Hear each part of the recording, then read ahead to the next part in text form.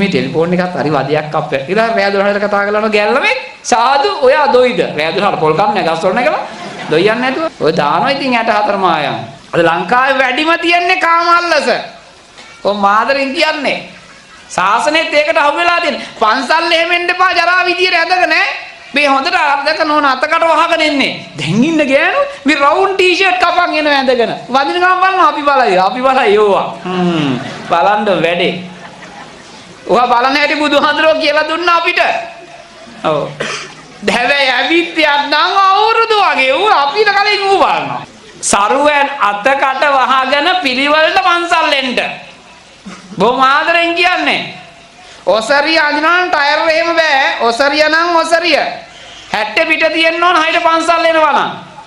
පස්සක පිටුවා හාන්ට වදින්න පුළුවන් එන්න ඕන. දන දෙක බිම තියලා. බොහොම ආදරෙන්. කොණ්ඩේ කඩාගෙන, හයිබ්‍රෝ ගාගෙන, අරවා ගාගෙන මේවා ගාන ඒවනේ. චාම් පන්සල.